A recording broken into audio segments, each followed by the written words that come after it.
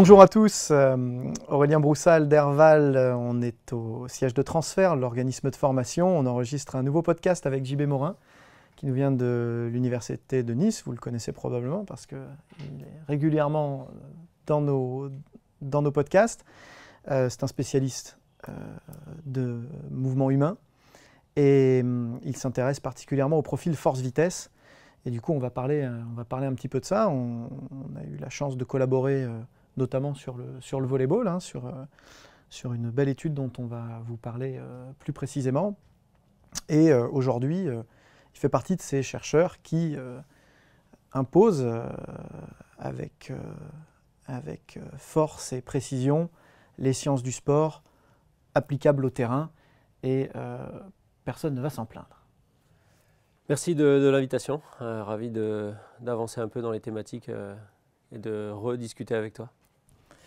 Voilà, donc c'est top, ces problématiques de profil force-vitesse. C'est vrai que ça fait quelques années que toi tu travailles dessus.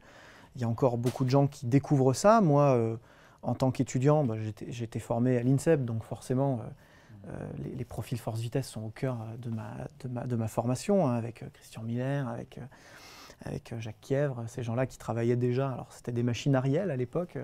On faisait des profils force-vitesse. Et puis ensuite il y a eu les myotests, qui étaient l'ébauche du chaînon manquant. Même si en travaillant avec toi, je me suis rendu compte que pendant des années, j'ai fait n'importe quoi. N'importe quoi en termes d'évaluation ? N'importe quoi en termes d'évaluation, parce qu'effectivement, j'avais pas beaucoup de repères. C'est-à-dire qu'on avait cet outil-là qui était le myotest, qui était très cadré, qui avait le mérite d'avoir une interface assez précise, et puis des protocoles qui étaient assez simples à suivre finalement, mais qui, de mon point de vue, posaient deux problèmes. Le premier problème, c'est qu'on ne tenait absolument pas compte, sur le terrain en tout cas, de la dispersion des points sur le graphique, et donc de la qualité de la répétition des sauts, des charges. D'ailleurs, je vais parler plutôt des squats, parce que c'est le deuxième problème, c'est que le protocole, comme beaucoup de protocoles à l'époque, imposait des squats, et non pas des squats sautés, ce qui, dès le départ, moi, m'a freiné, parce que, étant un gros squatteur de base, il est évident que sur tout le spectre de charge moyen-léger, si on ne me laisse pas décoller, je passe la moitié de la remontée à freiner. Et donc on a du mal à choper ma vitesse réelle, et donc je pense que tous mes premiers profils étaient faussés à cause de ça. Sous-estimé côté vitesse. En fait, c'est tout le problème, enfin c'est pas le problème. Myotest est un outil hyper précis si tu l'utilises dans des conditions balistiques et si tu l'utilises à vitesse maximale. C'est-à-dire qu'en fait, la grosse différence entre une charge et une force, c'est que la charge, c'est quelque chose de normalisé que tu vas mettre sur tes épaules, c'est, je sais pas, 80 kg donc, de charge. Mais la force que tu vas produire contre ces 80 kg, elle va dépendre de la vitesse à laquelle tu les pousses. Donc pour faire simple, si tu te mets 80 kg sur les épaules et que je te dis pousse ça, et que je ne te donne pas l'information de à quelle vitesse tu dois pousser ça, tu vas pouvoir pousser ça tranquille. Si tu es un peu plus nerveux, excité, tu vas pousser ça vite. Et puis si tu prends comme défaut la vitesse maximale, tu vas faire du balistique, c'est-à-dire que tu vas sauter avec. Et bien entre ces trois conditions, tu as eu la même charge externe, 80 kg, plus ton poids du corps, ce qui est déjà une charge énorme, et tu n'as pas produit ni la même force, ni la même vitesse. Parce que tu t'es mis dans des conditions d'intensité différentes. Et donc c'est tout le problème de l'évaluation sous-maximale, c'est-à-dire non balistique, c'est que ça va induire de la variabilité, parce que si sur le premier essai à 40 kg, tu pousses un peu, et que sur le premier essai à 80, tu pousses très vite, tes points vont être sur une zone d'un spectre force-vitesse qui n'est pas le même. Et nous, dans l'évaluation, ce qu'on apporte, c'est qu'on demande systématiquement de pousser à des vitesses maximales. Ça ne veut pas dire de sauter systématiquement. Je te donne un exemple simple, on a fait des tests à Marseille récemment au Technosport. Si tu as sur les épaules une charge qui est très très lourde et que tu ne peux pas sauter avec, par exemple moi, si tu me donnes 120 kg, je vais les mettre en demi-squat, je vais pousser le plus vite possible mes 120 et je ne vais pas sauter avec. Mais je vais toujours être en balistique. C'est-à-dire que si tu peux mesurer ma force et ma vitesse, ça va toujours être sur mon spectre idéal. Donc si tu veux, à la base, il y a eu un problème de... c'est pas un problème, c'est une caractéristique de l'évaluation où on a considéré que la charge, c'était un représentant de la force. Or, ce n'est pas le cas. Parce qu'encore une fois, avec la même charge, et tu l'as très bien dit, il y a des études magnifiques qui montrent ça, c'est que quand tu pousses une barre avec laquelle tu pourrais sauter, si tu étais à fond, mais que tu la pousses sans sauter, ben en fait, la première phase de ton geste, tu augmentes ta vitesse, et la deuxième phase de ton geste, pour moi, c'est de l'anti-entraînement, c'est-à-dire que tu freines un objet. Et donc, tu passes la moitié du temps à développer une qualité de freinage, là où tu as envie de développer une qualité d'explosivité. Alors, juste pour bien préciser les choses, hein, quand on dresse un profil force-vitesse, on va obtenir une droite qui est générée par les sauts. Et donc, ces sauts, plus ils sont constants, plus ils sont proches de la droite, moins ils sont éparpillés sur le graphique. Ouais. Ce que j'observe dans les évaluations de certains collègues qui utilisent certains outils que tu mets en avant, hein, comme MyJump par exemple, mais qui utilisent aussi d'autres outils, hein, comme l'OptoJump, on peut utiliser plein de choses, on peut encore utiliser Myotest, GymAware, il y en a plein, des très bien d'ailleurs.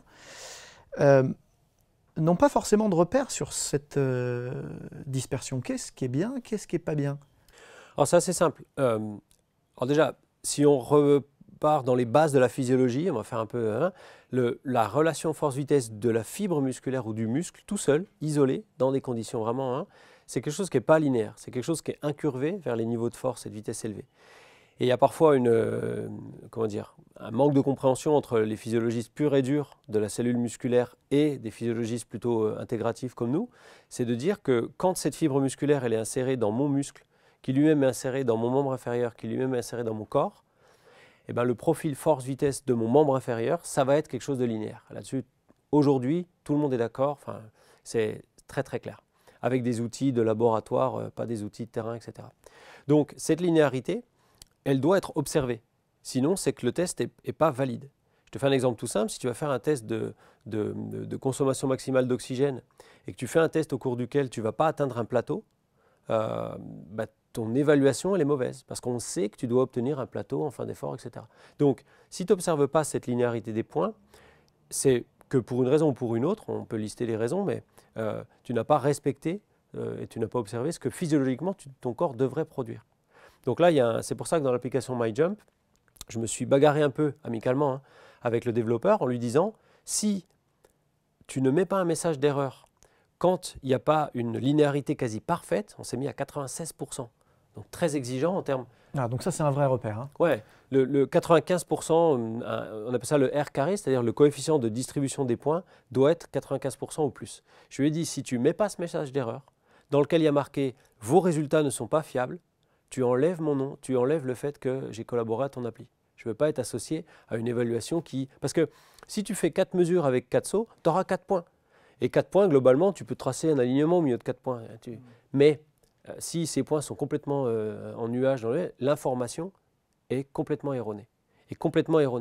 Parce que quand on extrapole notre profil force-vitesse pour parler un peu des capacités maximales, tu imagines bien que si les points expérimentaux sont mal distribués, les extrapolations perdent du sens. Ça, c'est vraiment important. Hein. Là, il y a un message, je pense, à ramener à la maison qui est très, très important.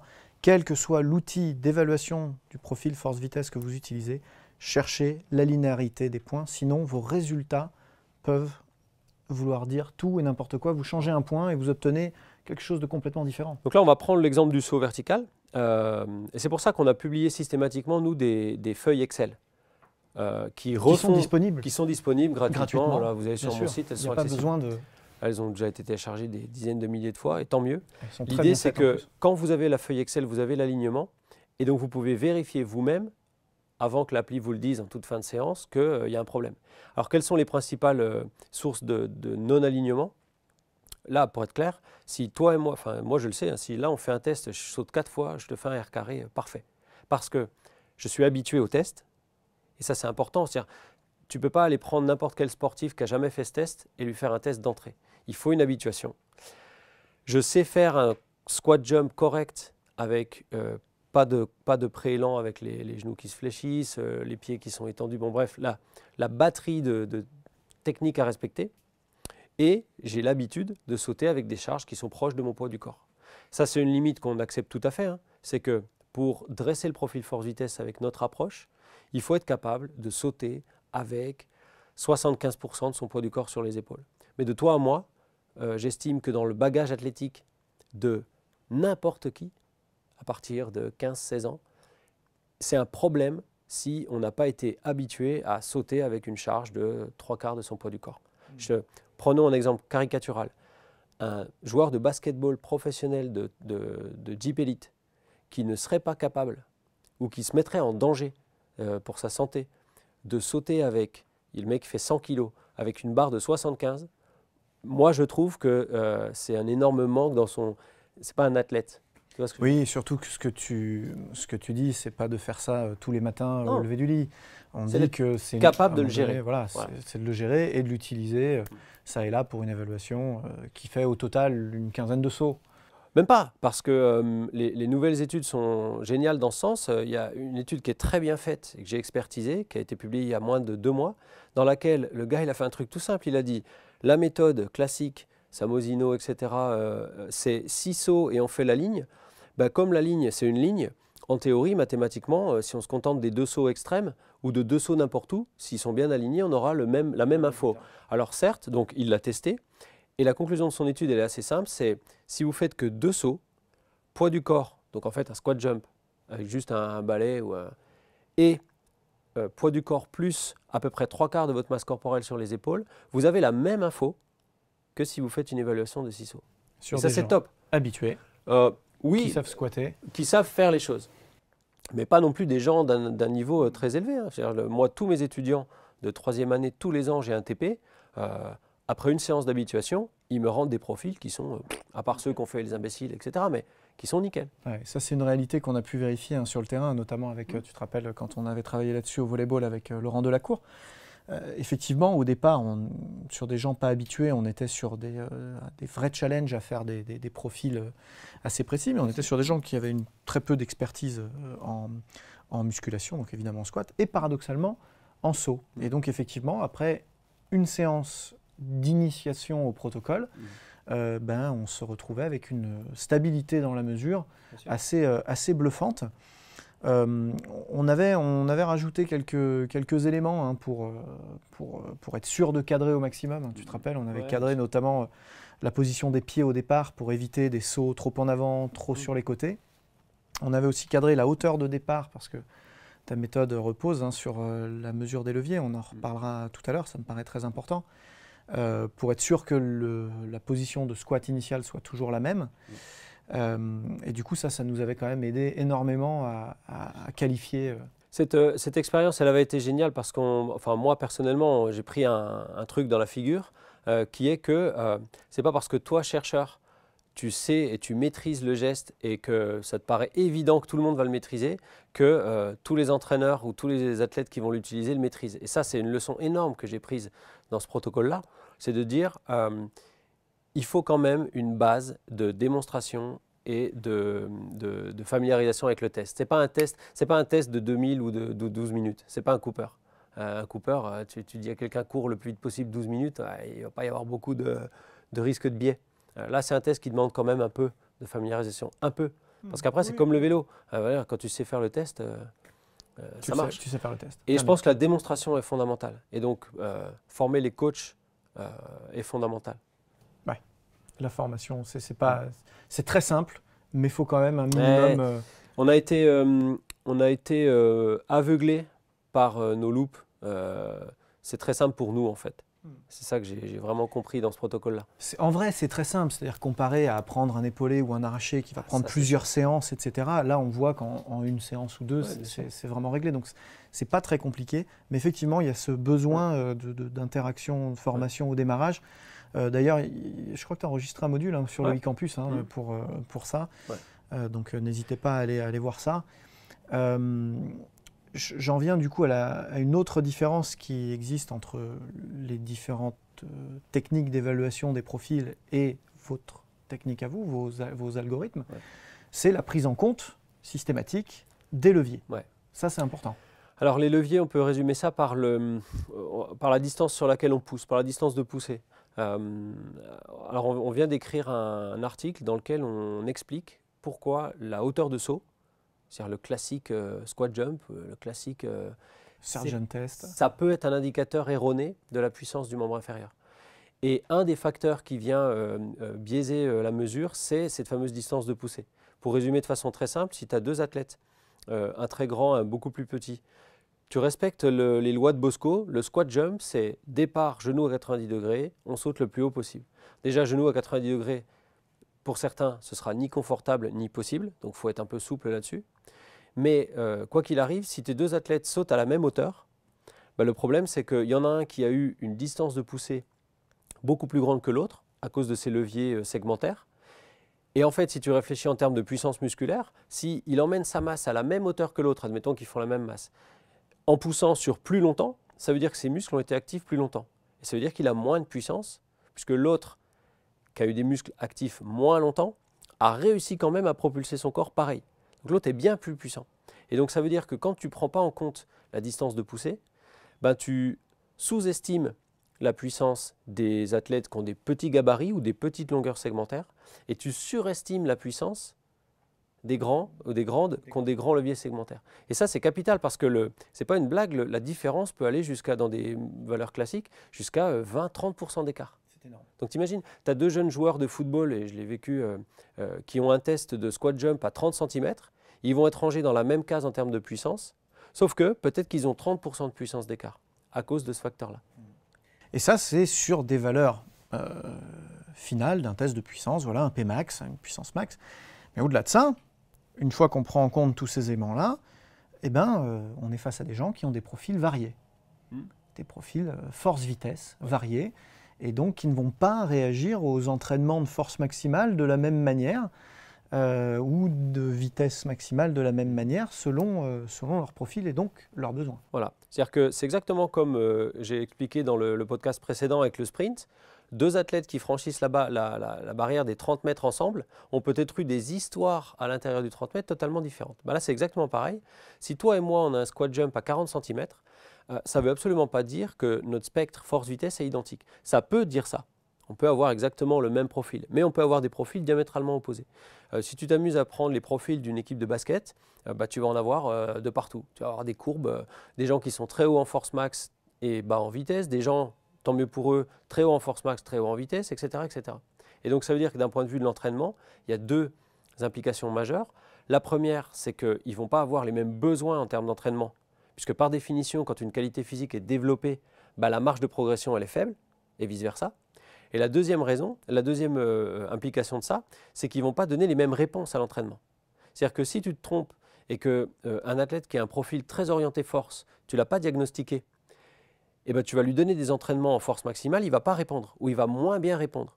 Et tu vas te dire, punaise, c'est bizarre, lui il ne répond pas, l'autre il répond bien. Si tu es un entraîneur extrémiste, tu vas dire, lui il ne répond pas parce que je ne charge pas assez. Je ne suis pas allé assez loin dans la stimulation. Et là tu fais fausse route, parce que justement, tu vas encore accentuer quelque chose qui ne répondra pas. Ultimement, tu vas éventuellement amener des blessures parce que tu auras trop insisté, alors que pour cet athlète-là, le besoin, c'était un besoin de stimulation du versant vitesse max du profil, pas du versant force max. Mais si tu as juste leur hauteur de saut de 40 cm, ça, tu ne sais pas marqué sur la figure. Et ce n'est même pas marqué sur la morphologie. On a eu des surprises avec Pierre Samosino au tout début où on faisait ça.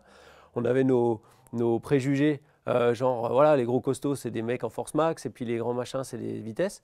Et puis en fait, on a vu des trucs diamétralement opposés.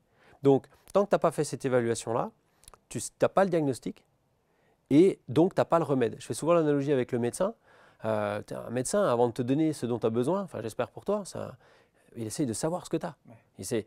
Si tu vas voir le médecin et que quoi que tu lui sortes, il te sort une ordonnance toute prête avec 3 trucs, sauve-toi, va ailleurs. Le mec, il n'a pas cherché à... J'aime bien ton voilà analogie un peu parce que tu me fais la transition sur le dernier point de comparaison avec ce que je faisais avant, il y a 15 ans, quand on m'a initié à tout ça avec les anciennes approches, les anciens outils, c'est que ces équations-là que vous avez faites avec Pierre Samosino, quelque part, ça m'a rajouté un élément très important. C'est-à-dire que quand j'étais jeune, j'ai eu les rames en apprenant la musculation et la force. Et puis quand on m'a apporté l'évaluation de la vitesse, j'ai eu la voile. Okay. Ce que ça me donne, là, votre outil, c'est le sens du vent. Et c'est ça qui me manquait vraiment. Et du coup, on se retrouve aujourd'hui à avoir un outil extrêmement fiable, extrêmement précis, qui va nous permettre de dire à coup sûr, même à des entraîneurs qui ne sont pas forcément spécialistes de ces problématiques-là, ok, là il va falloir travailler très en force, moyennement en force, de manière équilibrée, moyennement en vitesse ou très en vitesse. Alors du coup, je vais enchaîner sur on a presque terminé, sur la recette. Prenons des extrêmes, hein, puisque tout le monde comprend qu'on ne peut pas entraîner n'importe qui de la même manière, mais prenons un groupe hyper force d'une part, et un groupe plus difficile, plus rare, hyper vitesse d'autre part. Qu'est-ce que tu préconiserais? Alors là, on va rester dans le même principe de spécificité, c'est-à-dire, mon approche elle est simple, c'est tu as un déficit quelque part, attaque ça d'abord. Il y a le grand débat, est-ce qu'on doit développer les qualités ou bien combler les déficits? Enfin, pour moi, le débat il est clair, c'est si tu trouves un déficit chez quelqu'un, vas-y parce que tu auras une marge de progression plus rapide. Ça va engendrer plein de choses chez l'athlète, bref. Donc, déficit en force, ça va être assez simple et assez basique. Il va falloir charger.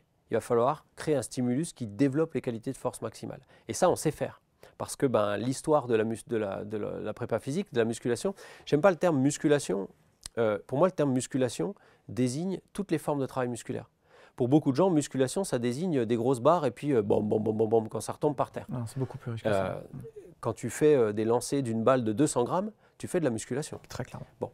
Donc, si tu as besoin de force, on va charger, on va gérer les choses, bon bref, tu vas t'adapter et tu vas gagner de la force. Et ça, on l'a observé dans une première étude, mais il y a des dizaines d'études où quand on charge lourd, les gens gagnent en force. Pas de problème. Maintenant, si tu as un besoin de vitesse, c'est-à-dire que tu es typique d'un joueur de rugby très costaud, d'un haltérophile parfois, etc., des profils très orientés force, si tu veux améliorer ta qualité de détente, il va falloir stimuler le côté vitesse de la courbe. Et là, les recettes dont je viens de parler ne marchent plus. Parce que, encore une fois, si tu files un entraînement en force max à un rugbyman, ça fait 20 ans qu'il est saturé de force max, ça ne va pas bouger, il ne va pas sauter plus haut. Donc, il va falloir lui filer un entraînement qui stimule l'autre extrême du profil. Et là, on n'a pas cherché midi à 14 h, on a regardé les chiffres. Pour stimuler le versant vitesse du profil, il faut aller stimuler des exercices d'extension du membre inf dans lesquels je vais plus vite que, par exemple, sur un squat jump. Donc là, tu peux rentrer dans la boîte à outils les sauts avec assistance avec des élastiques, c'est très simple. J'ai mis une vidéo sur Twitter il n'y a pas longtemps de le préparateur physique des Australiennes qui attache des élastiques à des poteaux de rugby et les nanas se tirent vers le bas en grippant l'élastique. En plus, elles travaillent leur force des mains très bien. Et puis après, elles partent sur de la détente très élevée. Tu m'as donné un exercice lors de notre projet volet avec cette histoire, plus c'est simple et stupide, plus c'est riche de mon point de vue. De rebond sur un Swiss ball. C'est-à-dire que tu fais, voilà, pour tous ceux à qui j'ai montré la vidéo, c'est lui, hein, mais je le dis à chaque fois. Mais voilà, tu rebondis sur un Swiss ball et quand tu prends vraiment de l'élan, tu décolles. Si tu sautes 60 cm, c'est que tu as stimulé ta vitesse. Et puis après, on est parti un peu dans les extrêmes.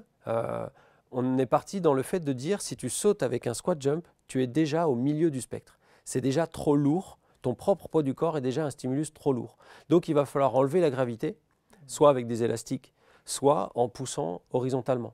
Donc on a inventé, alors je ne sais pas si on l'a inventé, mais j'avais jamais vu la trace avant. Il y en a un ou deux qui vont me dire les Russes le faisaient dans les années 40, peu importe. On n'a pas inventé. On a utilisé cet exercice de squat horizontal, c'est-à-dire tu pousses, tu es couché sur un rail qui roule ou un chariot et tu pousses contre le mur. Et donc si tu as un rappel élastique, tu peux faire des répétitions. Et une fois que tu es habitué, en fait, tu stimules le côté vitesse parce que, mine de rien, ce n'est pas très impressionnant. Il n'y a pas de barre qui rebondit et tu ne fais pas brrr à la fin, d'accord? Mais tu stimules le côté vitesse de ton profil. Et c'est rigolo parce qu'on est retourné en arrière dans la littérature scientifique. Il y a une petite dizaine d'années, il y avait eu une étude avec des All Blacks, donc des rugbymen de très haut niveau. Ils avaient divisé le groupe en deux. Certains avaient fait une surcharge avec des élastiques, donc ils avaient bossé le côté force. C'était pour certains amélioré en hauteur de saut. Et puis les autres, ils les avaient allégés. Et dans le groupe où ils avaient allégé les gros costauds, il y en a qui s'étaient améliorés en détente. Alors là, pour interpréter ça, les collègues, c'est bizarre, je ne charge pas, je décharge, et ils améliorent leur détente. Je ne sais pas expliquer. La discussion elle est assez floue. Nous, maintenant, on sait expliquer. Il est fort probable que ces joueurs-là, dans leur profil, avaient eu vraiment besoin de cet entraînement en allègement. Donc voilà, en gros, très schématiquement, mais à un moment donné, si une recette marche, il n'y a pas besoin d'essayer de... Voilà, c'est lourd pour le lourd, et c'est du vrai léger pour le vrai léger. Voilà. Du vrai léger. On a eu la discussion ici à Transfert avec un des préparateurs physiques ou un stagiaire du Paris Handball. Il me dit, Parfois, je fais des séances de contraste de charge. Ah tiens, cool, alors on parle de contraste de charge. Puis en fait, quand on discute devant le spectre force-vitesse, quand je place les points, ces charges lourdes, c'est du 70% du 1RM. Un peu timide. Donc, on est vers le centre du spectre. Et ces charges légères, c'était du CMJ. Donc en fait, je lui dis, tu ne fais pas du contraste de charge, tu ne fais pas du lourd léger, tu fais un truc tiède. Moyen lourd, moyen léger. Tu fais du ni lourd ni léger. Je lui dis, on rigolait. Hein. Mais voilà, si on veut faire vraiment les extrêmes du spectre, il faut taper. Il faut que ce soit du 1RM ou du 2RM d'un côté, et il faut que ce soit du hyper allégé de l'autre. On va garder ça comme point de départ, c'est les chiffres. Le squat jump, c'est le milieu du spectre. Donc si tu... Bon repère, voilà. ça. Et puis un autre point de départ, c'est ce qu'on disait dans l'autre podcast, c'est que si avec une charge, tu fais du balistique, c'est-à-dire si tu exploses et que tu donnes ta vitesse maximale, tu stimules aussi ton côté vitesse. Alors, donc il y a deux approches. Merci JB pour tous ces conseils, tout à la fois très précis et tout à la fois très concrets, très utilisables sur le terrain. Donc on se rappelle hein, sur ces éléments de constance dans les sauts et dans l'évaluation et la vraie polarisation de l'entraînement de force-vitesse pour réussir à toucher réellement les besoins des profils. Vous pouvez suivre JB sur son Twitter, JB Morin, JB_Morin, c'est ça? Yes. Et sur son blog aussi, sur son site web. jbmorin.net. jbmorin.net. Donc n'hésitez pas, vous le trouverez aussi sur mon Facebook, sur mon Instagram, puisque je partage régulièrement ces travaux. Et je vous donne rendez-vous très bientôt pour d'autres podcasts.